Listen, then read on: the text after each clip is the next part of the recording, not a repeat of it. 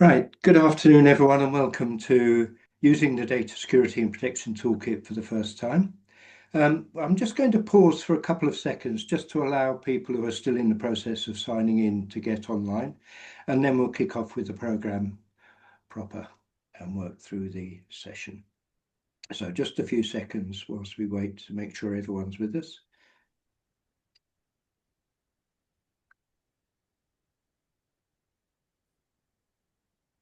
Okay, so let's make a start then.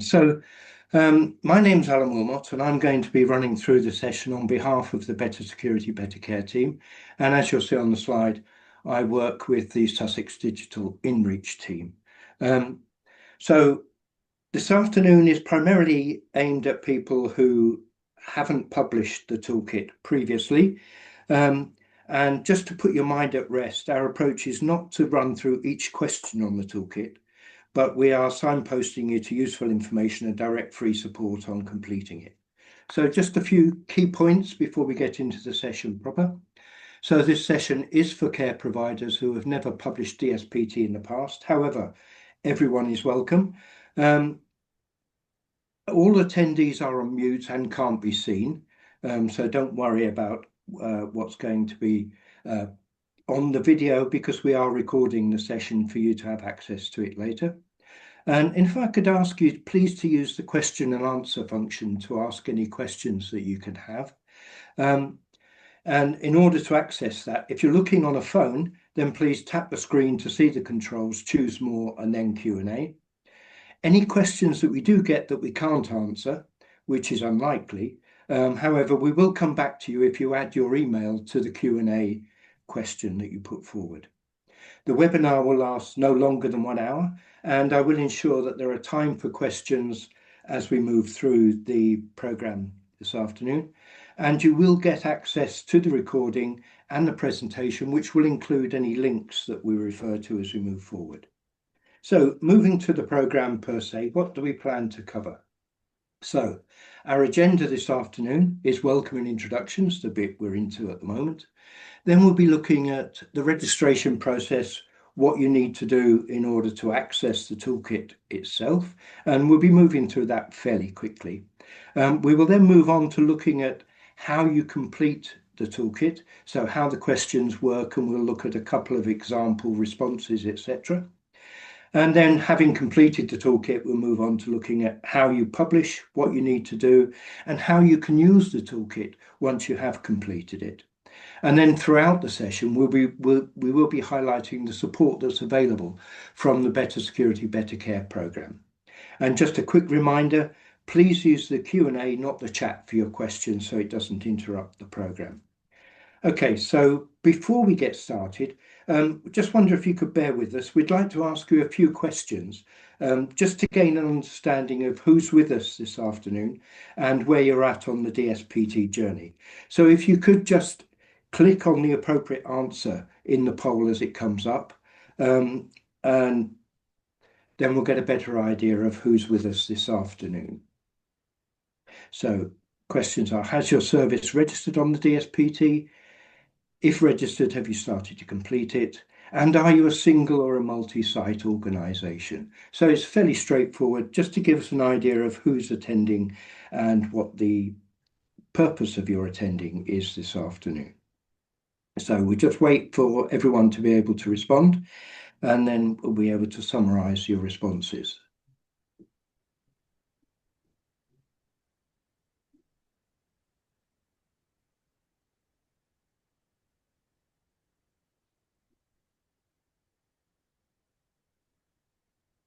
So once everyone has ticked the appropriate response to each of those three questions, we'll have a look and see who we've got with us this afternoon.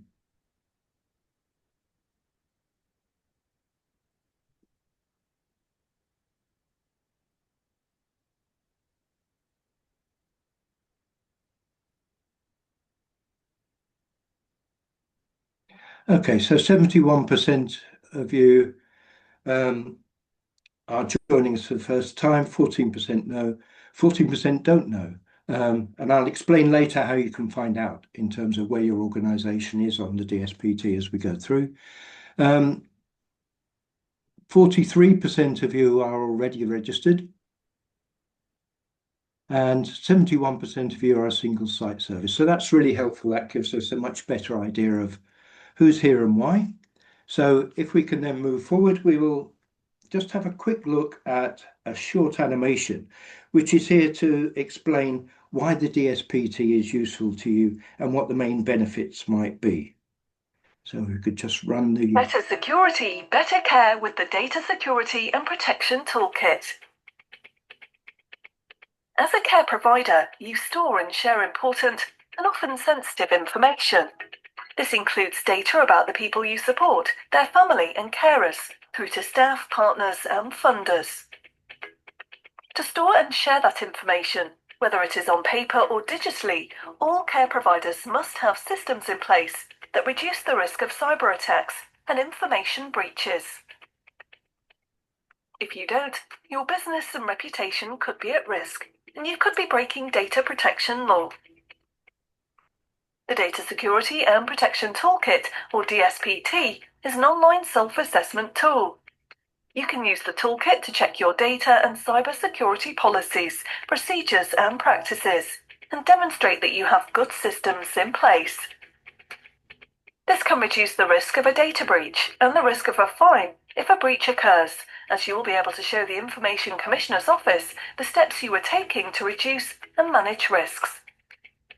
All adult social care providers in England, regardless of size, service type or ownership, should complete the DSPT at least once a year. When you have completed the toolkit, you can publish and share information about the standard you have reached. So what levels can you reach on the DSPT, and what do they mean? There are currently 3 levels on the DSPT. Approaching standards means you are meeting minimum legal standards. It's a temporary stepping stone to the next level, and you will need to produce an action plan to show what you will do to get to standards met. Approaching standards also enables you to get NHS mail, an accredited secure email system, which helps you to share confidential information with local authority, NHS, and other colleagues. Standards met is the level you really need to reach. It demonstrates that you are going above basic legal requirements, and it helps you to take some proportionate measures to protect you from cyber criminals. It will help you to reassure people who use your services, their families, and your staff that you are managing their information safely. It will also enable you to answer the Care Quality Commission's questions about managing data. And if you are accessing NHS patient data or delivering services under an NHS contract, you must have reached standards met. Local authorities are also increasingly asking for the DSPT in their contracts. Standards met opens up access to shared digital systems with other organisations, including GPs, hospitals, pharmacists, and the CQC. It underpins the government's programme to digitise social care. Finally, standards exceeded indicates that you have gone beyond required standards. So, for example, you may have Cyber Essentials Plus in place. As a care provider, you should complete the DSPT at least once a year, but we know that not every care provider feels confident about using the toolkit. To support you, the NHS-funded Better Security, Better Care programme provides direct support, as well as useful guides, templates and a helpline to enable you to publish your DSPT and to protect the vital information you store and share. To find out more, visit www.digitalcarehub.co.uk/Better Security, Better Care. Okay, so hopefully that's highlighted why and how the DSPT can help. So let's have a look at an overview of your toolkit journey. So the linear route is fairly straightforward. So it's a registration process, complete the DSPT, responding to all of the 45 questions, and then publish at standards met or exceeded standards. However, if you really can't get there in one step, you can get to approaching standards and include an action plan on how you'll get to standards met next time. However, you can only publish at approaching standards once. And it's important to just point out that it's not a one-off opportunity, that you can log into and amend your responses to the toolkit at any time and as many times as you like. So as things change all the time, it's important to ensure that your DSPT actually reflects how you currently operate within your organisation. However, it should be completed at least once a year. But if you keep it up to date throughout the year, it makes that whole process so much easier. And we'll cover more detail as we work through, but please remember that there is lots of support out there to help you with the toolkit journey. So all support is free and official. It's funded by the NHS. And within that support, there is online guidance, step-by-step films, webinars, frequently asked questions, template policies, and I'll be talking more about that as we move through the programme. There is a helpline, and there is also tailored support from the 28 local support partners across England. And the local support teams are there to help you in any way that works for you. And then, of course, there's the Digital Care Hub, which has all of the resources that you can see on slide on there.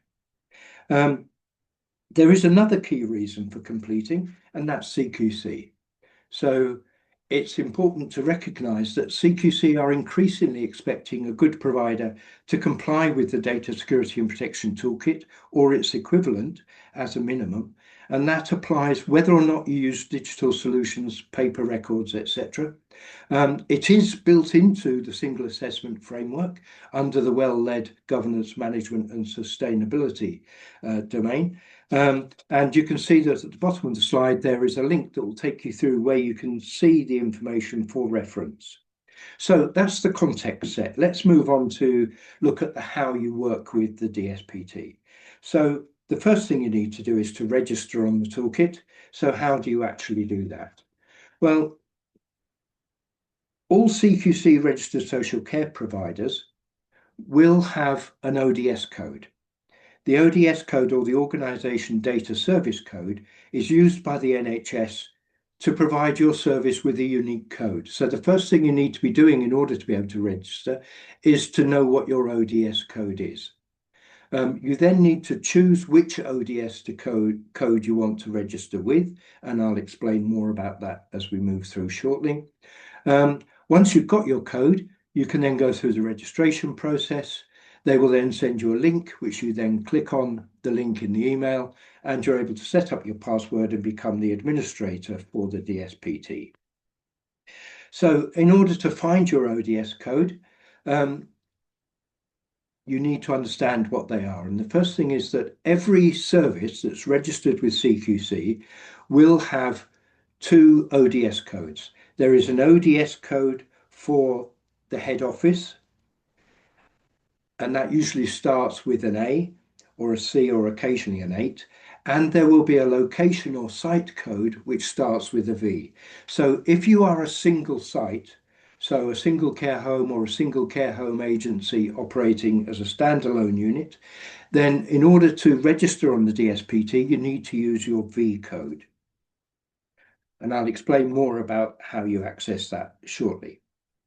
If you are a multi-site organisation, so you have more than one service within the organisation, then it's possible to register with your HQ code, usually starting with an A, as I've said, and that will enable you then to complete one DSPT for the whole organisation, providing certain conditions are met. So if all of the arrangements for data and cyber security at each site are the same or very similar, then it's possible just to complete the one DSPT code for all of the sites within that organisation. However, if you are a more complex or larger organisation, so for example, you might offer different types of service, you might have more than one main office or branches, and you might have more than one head office code, then we would recommend that you seek advice in terms of the best way forward to complete the DSPT on behalf of your organisation, so that you minimise the amount of effort that might be required in order to be compliant with the requirements for DSPT, etc. So if you're not sure, advice can be given under the Better Security, Better Care programme. You can also seek advice from your local support organisation, or you can contact the Exeter Help Desk, and the details are at the bottom of the slide there. If you are a larger organisation, then some recent changes have been introduced to make it easier for you. So under the new arrangements, if you are a multi-site organisation, then it's now possible on the homepage of your DSPT to select the services that you wish to be included within your DSPT publication. It's also possible to add your registered managers as viewers or auditors of your DSPT so that they can see locally what the head office has published on their behalf. And it's still important that you revisit and republish each year and ensure that all of the relevant sites are ticked, bearing in mind that there may be variations or changes to your organisation, particularly where you are a larger, more complex organisation. So whilst mentioning changes, there are also a couple of new elements this year within the DSPT. So there are now 45 questions to achieve standards met on the 25-26 DSPT. Question 431 asks whether or not all of the administrators of your organisation's IT system have signed an agreement which holds them to higher standards, holds them to account for higher standards within data protection, etc. And that's because the administrators will have access to a much broader range of confidential information than the average user within the system. And question 711 asks whether or not you have an asset register detailing all of the organization's hardware, software, and data, which is kept up to date. So fairly straightforward questions there, once you understand what they're actually asking you. And I'll talk more about 711 now. And the asset register is basically a list of what devices or systems you have that will contain personal or confidential information. So it's a list of the hardware and the software, and it legally must be reviewed at least annually, and it can be combined within your information asset register and with your record of processing activities. But if none of that makes any sense to you, there is a link on the slide here that will give you more information around digital asset management and what you need to do and how you need to be working with that. So going back to ODS codes, how do you actually find your ODS code for your organization? Well, there is an ODS data search facility, and the link is the top bullet point on the slide here. And if you click on that, or if you just use a Google search for ODS portal, then you can choose your organization or practitioner or your postcode in order to find a list of ODS codes that are registered, find the one that relates to your organization. And again, just a reminder, if you are a standalone organization, look for the V code.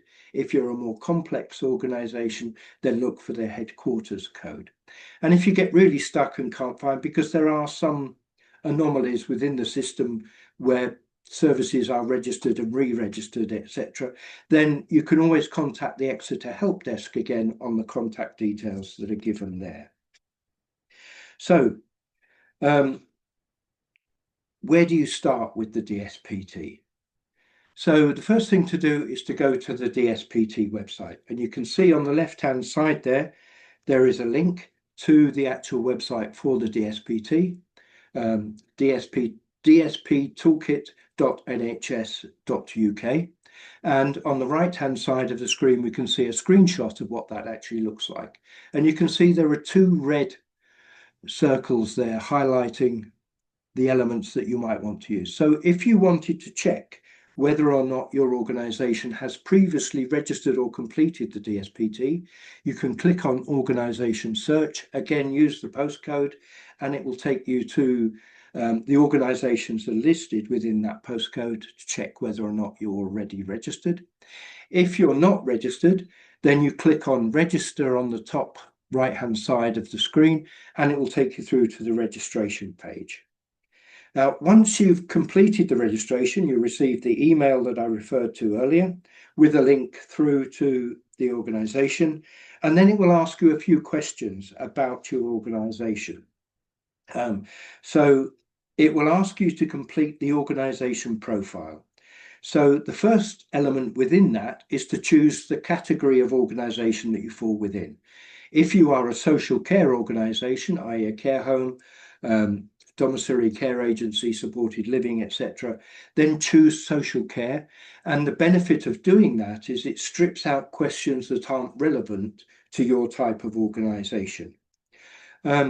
It will also then take you through a series of questions asking about various roles within the organisation. So, for example, the data protection officer, your CIRO, the Caldecott Guardian and information governance lead. You don't need to answer those questions unless you know the answers to them. Just click on not sure or leave blank, and you will still be able to progress into the toolkit itself. So as the administrator, you will also have the option to give access to your DSPT to other people. So again, depending on the structure within your organization, this may be helpful. So whoever registers will become the administrator, and they can manage users, add or edit the evidence, and publish the toolkit. It's also possible to make someone a member of the toolkit where they can add or edit evidence. So if you've got someone in your organization who has specific knowledge of a particular area, they can be the people who complete that section for you. Or it's possible to make someone a viewer only, which means they can look at the DSPT, but they can't change anything. So it might be appropriate for board members or senior managers in the organization who just want to see what's in there.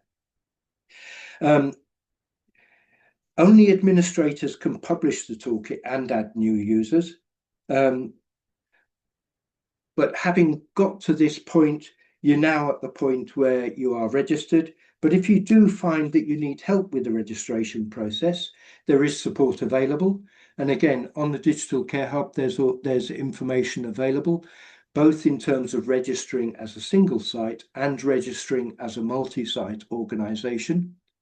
And there are some links on the right-hand side of the slide there. So I'm just going to take a pause there to see if there are any outstanding questions that you might have in relation to the registration process before we move on to answering the questions within the toolkit. We have a question in the chat. Yeah. And I partly answered it. Yeah. So you're asking about industry technology partners and how can they complete the DSPT, and I said that they can register as like an other organization, and the DSPT they'll complete will be slightly different and shorter. But then also they're asking that they don't need an ODS code, these organizations. It's just NHS providers and care organizations that need ODS codes, or is the ODS code also created for these organizations? If it's not registered with CQC, it won't have an ODS code.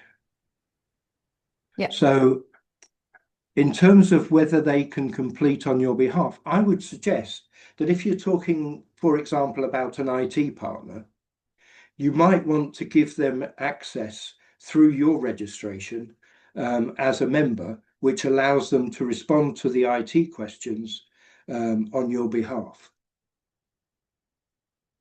Does that answer the question? I think they were referring more to a technology organization, I think, if I'm correct. So whether there's other organizations that you're working with, let's say in your supply chain, that will get a DSPT certification, so they would register as a other in the DSPT.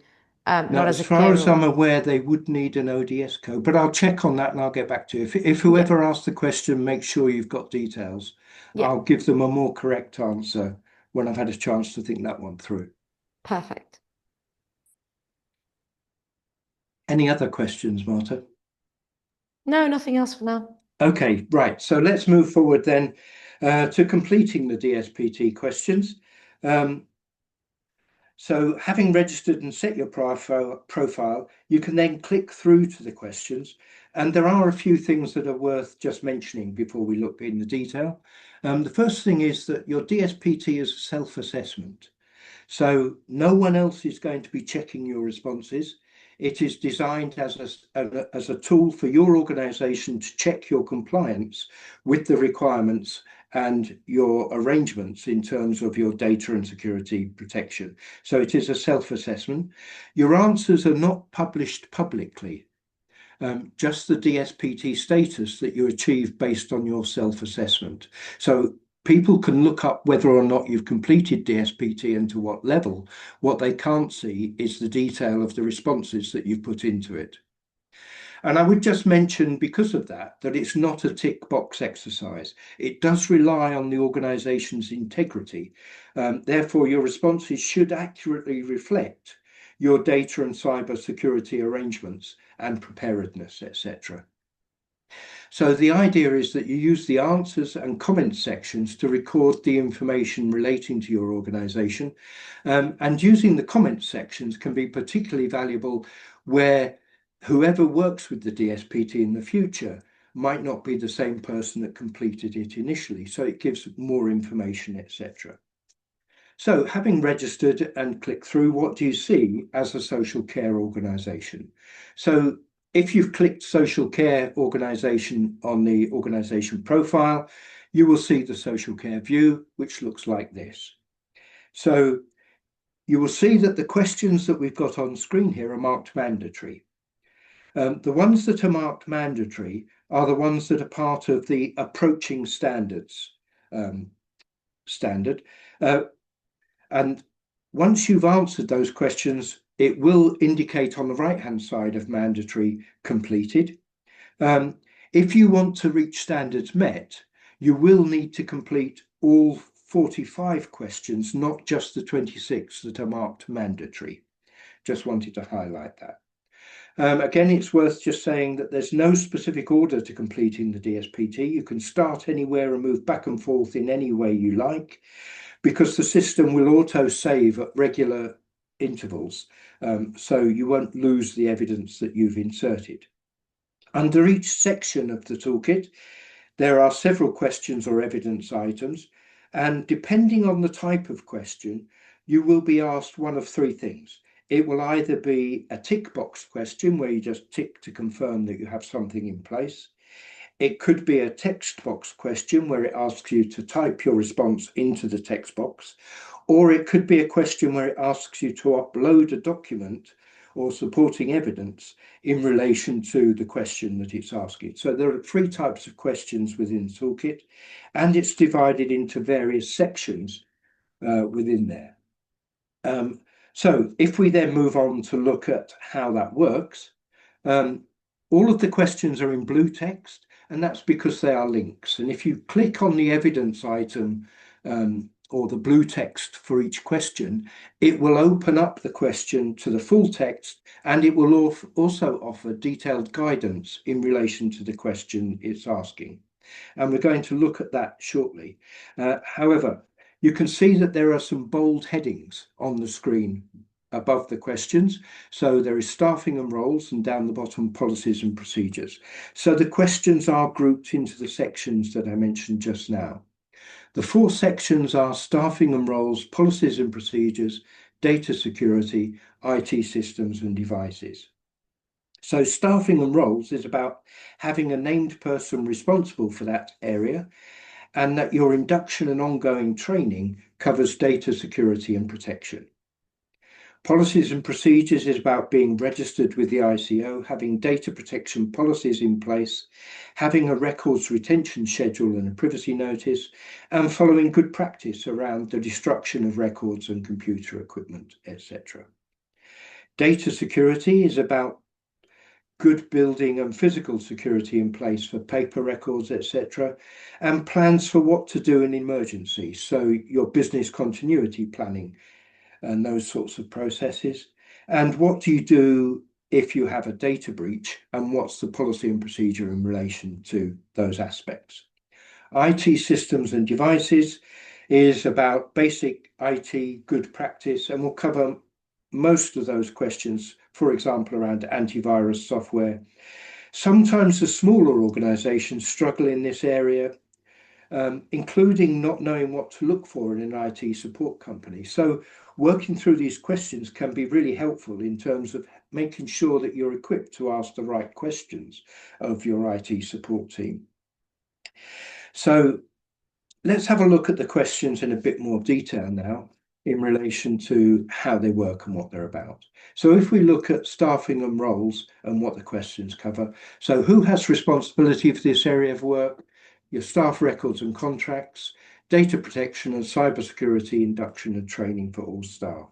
So it does ask for a training needs analysis covering all staff and the fact that they have the training at the appropriate level for their level of access to personal and confidential information. And I just want to stress that all staff require some level of training into data protection and cybersecurity, and that covers all frontline staff, managers, owners, etc., so that everyone has the appropriate level of understanding of how to work with this. And for approaching standards, data protection and cyber protection must form part of the staff induction programme. So looking at that in a bit more detail, what do staff records actually ask for? So let's have a look at one of the questions as an example, which is around recording who you've got working for you and what they do within their roles. And that list should keep track of any change of role, new starters, removal of leavers, etc., so that you have an oversight in terms of what level of access people have or whether access has been removed, etc. So having a record of staff may seem a bit redundant, but you do need to know what level of access is appropriate for all staff. And in the toolkit, you can use the comments box to describe where these records are kept and whether they're electronic or paper. Within the toolkit, the question is 411 at the bottom of the staff and roles. And when you click on the blue text, it looks like the box that's on screen now. So you can see that on the top left-hand side of the box, it is a tick box. So all you're doing is ticking to confirm that you do have that up-to-date record of staff and volunteers, etc. The comments box, again, can be really useful to describe where it is, how to find it, for anyone who might be looking for that list, etc. So having ticked the box, you would click on save, and that would show as completed on the toolkit. So if we look at how you might respond to this, does your organisation have an up-to-date record of staff and volunteers if you have them in their roles? So yes, so you've ticked the box. The comments box then identifies where it is and how to access it for anyone who might need to in the future. So if we then have a quick look at some of the questions and how they work. So for all of the questions, it's the same format, but how you respond to them might vary. So this one is an example of a text response. So at the top, you've got the headline question. Then underneath, you've got the tooltip, which gives the best practice advice. So that's what you need to do in order to be compliant and respond positively to the question. And you can see that there's some blue text above the text box, and that's a tooltip that includes a link to further information about this particular question. So that one will take you through to the Digital Care Hub website, where it will give you more information about the responsibilities and the specialised roles. So in terms of responding to the question, for this one, you would write your answer in the top text box. So whoever has responsibility for data security and protection, the registered manager, the owner, whoever, type that into the box. And if you want to, add comments in the comments box and click on save, and that question would show as complete on the toolkit. Another question relating to staff training. So 321 asks, have at least 95% of staff, directors, trustees, etc. in the organisation completed training on data security and protection and cyber security in the last 12 months? So clearly stating that practically everyone within the organisation should have annual training on data and cyber security. So it's not just at induction. And we frequently get asked about what training is available to be able to ensure that you're covering the right areas, etc. So Better Security, Better Care have developed some useful resources in relation to this.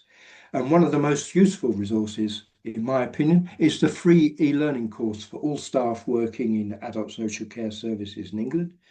It's easily accessible just via the link that is available. Each of the modules is 15 to 20 minutes, so it's bite-sized stuff that gives all of the information that people require. It's based on case scenarios that are relatable to the care sector, and it's applicable to all staff. It is free, and it's compliant with question 321 that we've just looked at, and it provides the relevant data protection training for staff. So you can see there are 4 15, 20-minute modules there at that level. If you require a bit more information for those with more responsibility, then there is a training program for data leads. And that, again, same format, 4 modules, 15 to 20 minutes per module, but covering in a bit more depth some of the areas.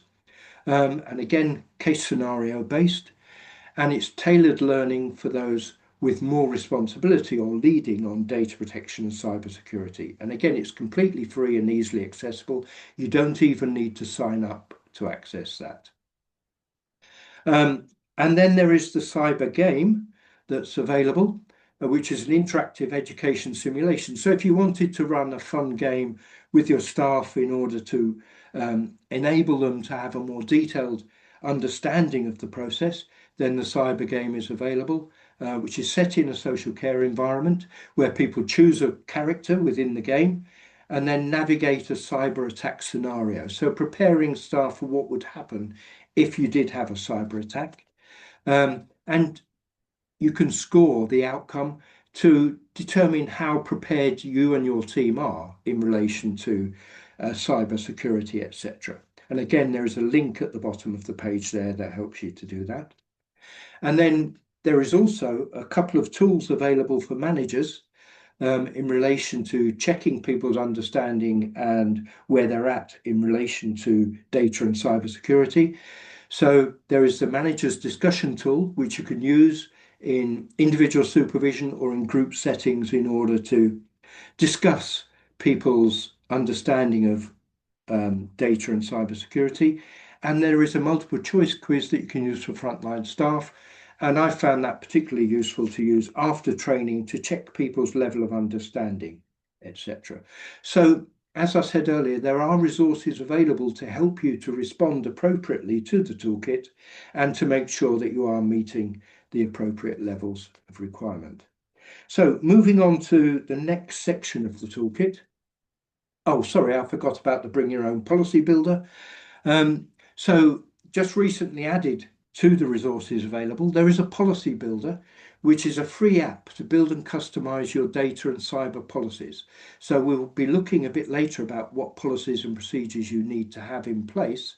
And this is a tool that's designed to enable you to develop new policies and procedures in relation to everything that you require to be compliant.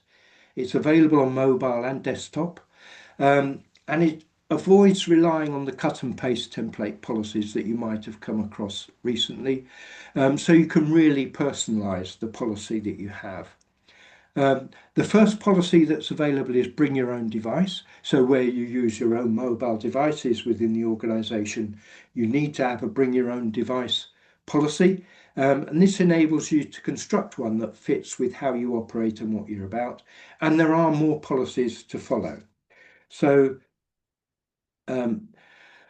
well, ones that are up and coming are policies on data quality, data protection, data security, and I won't read through the whole list. You can see them there on the left-hand side.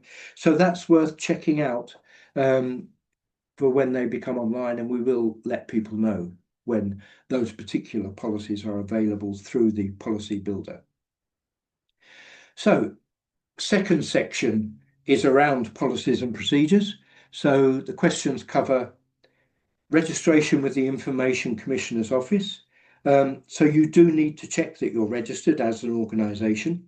It also covers the policies that you need. So your up-to-date data protection policies, and that's where the policy builder may come in handy if you find that there's one you haven't got. How to audit and spot check data security and cyber security. The National Data Opt-out. And the National Data Opt-out is required for standards met, which is about holding and sharing information and whether or not your organization is compliant with the data opt-out. Your retention schedule and how you destroy and remove records and equipment when they're no longer required, and list of suppliers. So who does your organization use that might have access to personal and confidential information? So it might be your IT suppliers, it might be a care planning system suppliers, IT support accountants, DBS, HR payroll, etc. And it's important that you know which of your suppliers has access to what information and what they do about keeping that data secure, etc. So let's have a look at one of the questions within this section, and we'll start with one of the easy ones, which is Information Commissioner's Office. And I mentioned just now, sorry, if we can go back just one for a second. I mentioned just now that it is a legal requirement for every organisation that processes personal information to be registered, unless you're exempt, and that's highly unlikely for most social care providers unless you're a really small charity. And if you're not already registered, then you should register as a matter of urgency, because there is a £4,000 fine if you are not registered. So you can check whether or not you're registered on the ICO website, and you can see on the right-hand side, the top box there says search the register. And if you search with your organisation, you will be able to see whether or not they're registered. That will also give you your registration number. So if we move on to look at what the question asks, we can see that that's exactly what you need. It just simply asks you to type into the text box, what is your organisation Information Commissioner's Office registration number? And that number usually starts with a Z, and you're simply tasked with typing it into the text box and clicking on Save. If we look at this example of what the response might look like, so we have an ICO certificate on our wall with our ICO number and the comments. So the organisation was registered on the 18th of March. The certificate is displayed in the main office. So it's important to remember that you put your response in the text box, not the comments box, because anything typed into the comments box won't register with the system as an appropriate response. So if, as you work through the toolkit, you find that there are areas that you're not sure of, there is, again, more support that's available to you. So there are template policies, which, again, just a reminder that you need to tailor them specifically to your service to make sure they reflect the reality. And on the left-hand side, we can see that there's a list of policies that are required to respond affirmatively to the toolkit. And there are template policies available to reuse on the Digital Care Hub website for all of those. And then again, there is the toolkit that is available with increasing resources linked to it. On the right-hand side, we can see that there are some additional policies required for standards met. And then there is some recommended documentation, such as a data security breach incident reporting form. So should you experience a data breach, how do you report that? Your mobile devices assignment form, etc., and your template suppliers list. We mentioned about a list of suppliers in the earlier slide. So there is a link at the bottom of the slide there that will take you through to Digital Care Hub to all of those resources. So you should be able to access anything that you discover that you haven't got as you work through the toolkit. So moving on to section 3 of the toolkit, data security. What do the questions cover? So data breaches. What is a data breach? What's a near miss? What your plan should cover. And I would suggest it's worth checking what constitutes a data breach before you respond to this particular question, because it's much broader than you might automatically think. It's not just the big stuff. A data breach consists technically of quite a range of different scenarios. So before you say that you haven't had one, it's worth just checking whether or not. And again, In question 611 within here, it asks whether or not you have a system in place to report data breaches. The other three questions are about if you've had one and what you did about it. If you haven't had one, bearing in mind what I said about what constitutes a data breach, it's worth bearing in mind that you can just tick the box and write in the comments section, not applicable, because if you haven't had one, you haven't needed to do anything about it. This section also asks about physical security and paper records when you're out and about from the premises, etc., as well as how you keep it safe within the premises, and your business continuity that I referenced just now. So you need to include data and cybersecurity within your business continuity planning and check that whatever you've got in your plan would actually work. And then moving on to the last of the sections, section 4 is around your IT systems and devices. And this section looks at the people that you have and their access to information. So again, it's at what level. It also talks about passwords, your process for backing up the data that you have, so that should you experience a problem, how can you have business as usual? How do you protect your equipment, including your bring your own device policy, if applicable? The technical support and setup of your organization. So have you got antivirus software and up-to-date operating systems, etc.? And the documentation that your IT suppliers may have in relation to their credentials around data and cybersecurity. So this is the section that people sometimes need to run past their IT suppliers if they're not sure. And that may have reference to what I was saying earlier about setting up your supplier as a member of the toolkit in order to respond appropriately to the questions. So there is a new question within this section that's probably worth mentioning, which is around multi-factor authentication. So it asks whether or not your organization uses multi-factor authentication. And the reason it does that is because it's one of the most effective ways to protect your data and accounts from unauthorized access. So you and your organization may want to consider all systems that can be accessed from the internet having protection via multi-factor authentication. And if you don't use that, then the question asks you to justify why you're not using that and what measures you've got in place in order to ensure the security of that data, etc. And again, there is more guidance available on implementing MFA through the link that was on the previous slide. So what is multi-factor authentication? It's a way to make your online accounts much safer, as I've said, by adding extra steps to ensure who it is that's logging in. It's usually a text message, email code, fingerprint, or authenticator app, such as Microsoft, as we see on the right-hand side here. And you've probably done this when you're using online banking or logging into social media. So it shouldn't be alien to most of us, but it's about ensuring that we've thought about whether or not it's applicable within our organization. So it's about ensuring that only people who should have access do have access. So what do you need to do in order to respond to the question?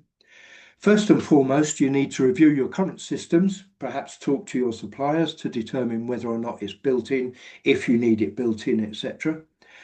Identify any potential technical issues that might exist, or whether or not you've got issues within your organization around staff sharing devices or logins. Identify where implementing MFA might not be appropriate. So, for example, if you've already got other significant controls in place, it might be a step too far. It's for your organization to determine that balance between security and usability, because you don't want to put people off using the systems, but at the same time, you want to make sure that they're safe. If you don't apply MFA, as I mentioned just briefly a moment ago, then you need to justify that at director or board level, explaining why you're not going to be using MFA. So It's important not to go overboard because systems must be usable. And you don't want to add too many layers, meaning people either stop using it or find alternative ways around it. So identify the appropriate level for each system you use based on the sensitivity of the information, the usability, and what level of risk your organization is prepared to take. Where appropriate, implement MFA for all individual logins to systems. And if you're not sure about how to work with this, then use the support that's available. So again, your local support organization under Better Security, Better Care, your software suppliers, or your IT suppliers. So there is support that's available. From the Digital Care Hub, there is information around staff and workforce, IT and software suppliers, document retention and disposal, improving security, and mobile devices. So if you're not sure, you can contact your LSO, as I've said before, or visit the Digital Care Hub site, whatever is appropriate for your level, etc. So we've registered on the toolkit. We've responded to all of the questions at the appropriate level, either approaching standards or standards met. We're now at the point where we're ready to publish our DSPT assessment. So how do you go about doing that? Right, well, as you work through the toolkit, down at the bottom of the screen, you will see a publish assessment, and it will either say publish assessment or publish approaching standards, depending on whether you've only completed the mandatory questions or whether you've completed all of the questions. So if the 26 mandatory questions have been completed, it will say approaching standards. If you completed all of it, it will say publish assessment. If you are publishing at approaching standards, it will then ask you to complete an action plan via clicking on the link, as you'll see on the right-hand side of the screen there, and uploading your action plan in terms of how you intend to get to standards met.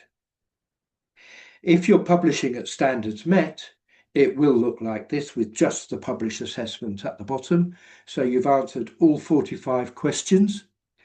And please remember that your status will be published, not your responses. So again, affirming what I was saying earlier in relation to the amount of information that people have access to. You can see on the right-hand side here that it says completed against all of the questions. However, should you get a pop-up that looks like this, then it means that there is some problem with your responses. So it may be that you haven't ticked a box, or it may be that you've typed your response in the comments box and not the text box, etc. However, by clicking on the link, the red link in the there is a problem box, it will take you to the relevant question, and then you can check what the problem with that particular question is in order to move forward. If you then review all of your questions to make sure they've got completed on them, then you can go down to the blue box at the bottom and click on Publish Assessment. If you're one of those organizations that is publishing on behalf of a larger organization where you're publishing for all sites, prior to clicking on the Publish Assessment, then at the top of the screen, there will be a View Branches. So if you've registered with your HQ code, it will then list the branches by clicking on that View Branches link, and you can tick the branches that you wish to be linked to this particular assessment. Again, there is support available in relation to this, so publishing for the first time or contacting your local support partner, there are links available on the slide as you see there. Once you've published, it's possible to download a copy of your responses and the questions. So if you wanted an Excel file with all of your questions and responses, you can just click on the download assessment that will be at the top of your completed assessment, and that will download the Excel file to your device straight away. Should you wish, however, to save it as a PDF file, then if you log out and log back in, there will be at the top of the screen a View Previous Publications link. If you click on that, it will then list all of the publications that you've made in the past. And if you click on View Details, you will then be able to save that file as a PDF. And it's worth mentioning that this is also where you will be able to download the certificate of completion of your DSPT in the same place. If you want to download it or print it, if you click on Print, I type Control-P to save it as a PDF. Instead of choosing the printer to print it in paper, if you click on Save as PDF on the top right of the screen here, then click on Save, it will allow you to download the PDF file. The reason I'm suggesting you may want to download your responses to the toolkit is that it can be incredibly useful to share what you've put in the toolkit with your staff teams. If you're a multi-site, you obviously want to tell your branches and your registered managers that you have registered and what you've said within the toolkit. I mentioned about downloading your certificate. You may also want to add your DSPT status to your website. So, for example, in your privacy statement, to indicate to people that you are serious about people's personal and confidential information. Again, you may want to include it in your bids, and frequently commissioners, etc., are asking for evidence that you have completed the DSPT as part of submissions for work, etc. Tell your NHS partners and certainly tell your IT suppliers that you have completed and are compliant with the DSPT. So how do you make it real? How do you make it work? I think it's really important that the DSPT should not be a once-a-year issue, that data protection is not something that you visit once a year in order to complete your DSPT, and the DSPT is not the end goal. That in essence, it's about a safe and secure service upholding the rights of the individuals you support. So encourage data protection and cybersecurity by design and default within your organization. Make it the norm. Make sure managers and staff understand what's expected of them, and enable managers to access the information, as I was saying about downloading a PDF, etc. And certainly that will be useful for CQC and the regulator. So what do you need to do next? If this is the first time you've looked at the DSPT, register on the DSPT. If you feel it's appropriate, contact your local support partner or the Digital Care Hub helpline, and details are there on the slide. For large providers, you may want to contact the Digital Care Hub for support around your ODS codes, etc. All of the guidance is available on the Digital Care Hub. And most importantly, start to answer the questions on the DSPT now. And if you find stuff you're not sure about, go and find out and then return to it later. And all of the socials are available on the screen there, in case you want to follow the Digital Care Hub and what they're up to, for example, in terms of the policies and procedures. And I will stop there, I think, and just open it up to see if there are any further questions from what we've said so far that haven't been responded to. We just have a question that's come in the chat, whether there will be a demo version of the toolkit for the 25-26 year. There is a demo version for those working within the local support organisations. I don't think that's readily available to people outside of the Better Security, Better Care programme. I think you're right. I have also launched the ending poll just for you guys to give us a little bit of feedback. Okay. Yeah, carry on. There's no more questions for now. Okay, thank you.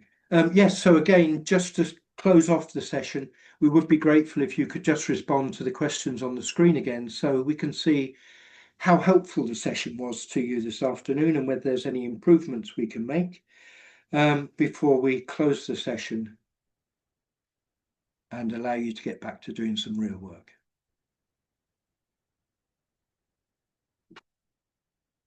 So again, just click on the appropriate response to the questions, and then we will see how you've responded, and then we'll let you go.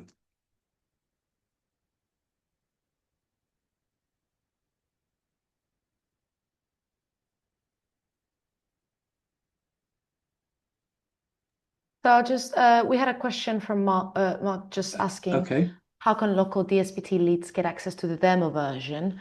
I believe the demo version is actually only available for those care associations working in the Better Security, Better Care program. So that will be your local care association that would have access to it. If you have links through to your local support organisation, they will have access to the demo version. And I'm sure if you talk to them nicely, they might let you view what that looks like and how that works, etc. through their access. I will just add a link to the local support organizations to find them in our website. Yeah.